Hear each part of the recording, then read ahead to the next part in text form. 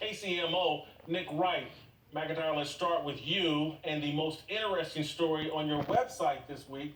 Most interesting story on the big league. Give it to us. All right, guys, let me explain this. A high school basketball game in Kansas City is causing some outrage after students of Warrensburg High School turned their backs on their opponents, Center High, during pregame introductions. One Warrensburg student then held up a Trump sign, which some are claiming was a racist gesture directed at Center's all-African-American team. Whitlock, is this fan behavior out of line?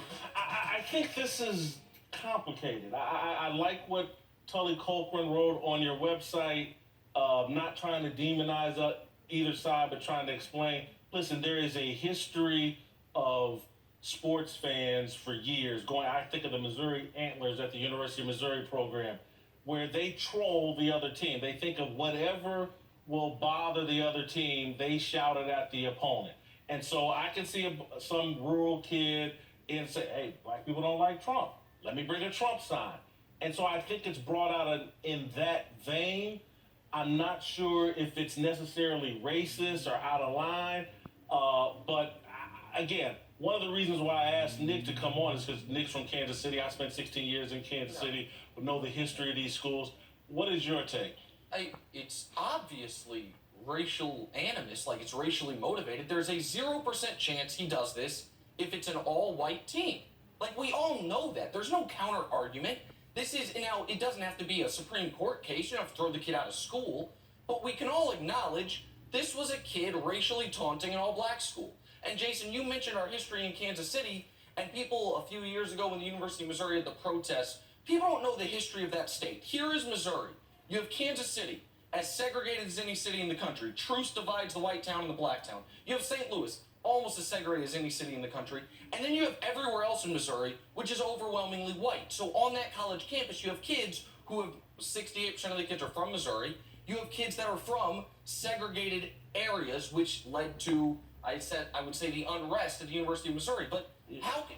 Go ahead. You're broadening the topic a little bit more than we're going to the University of Missouri. And I made the Amherst reference, but I'm trying to figure out, in terms of the racial animus, there's a lot of comedy, a lot of what you see over Twitter is racially motivated and racially driven, but it's not out of bounds. Okay, but this is, like, if I bring a banana to a baseball game... No, Donald Trump's not a banana. Oh, well, hold on a second. If I bring a banana to a baseball game, maybe I'm just low on potassium.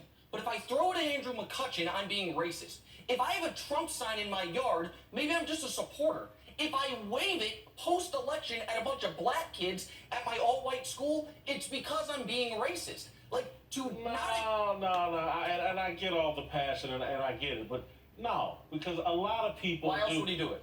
Well, he's trolling the other person. You bring up a good point. There's no question he's messing with them because of the race.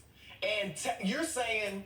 Okay, but is that bad, right? That's what you're saying. Over the line and over the top. Because people, listen, I'm just going to say that. Because of the history of this country and even the current situation, racial taunting, particularly taunting African Americans, is typically out of bounds. And that's clearly what this was. Let me just say this. I get what you're saying. I'm going to just say this. One of my best friends in Kansas City, black dude, right after the O.J. Simpson verdict, got him a throwback O.J. Simpson jersey. And he got it to wear it to troll white people. Okay. And so, look, people do this. And fans have done a lot of insensitive things to players. The difference is... Steve Kerr's father, killed by the PLO. People shouted PLO at him. So there are fans do things... had racial insults shouted at them during games all the time. But I think because of the history, this is not just we're all starting here. Black people don't like seeing this type of thing because it reminds us of what's happened in the past. We're talking about it happening going forward. We're talking about hold for a second. Whether we like him or not, he's the president-elect of this country. This wasn't a political rally, Jason. Hold on. Kids have been wearing Obama shirts. And there are people that don't like Obama. The same passion we have. Hold up. The same passion we have for Obama, they have for Trump. But nobody's using Obama as a weapon. People are using Trump as a weapon to come after and expose. Listen, I had a buddy a doctor friend of mine who got in a shared Uber. He never had any racial experiences, and a white woman got in, a Trump supporter, and just started railing against this guy. This is a polished doctor, dresses nicely, just started railing against him. Trump, Trump, Trump, get out of the country.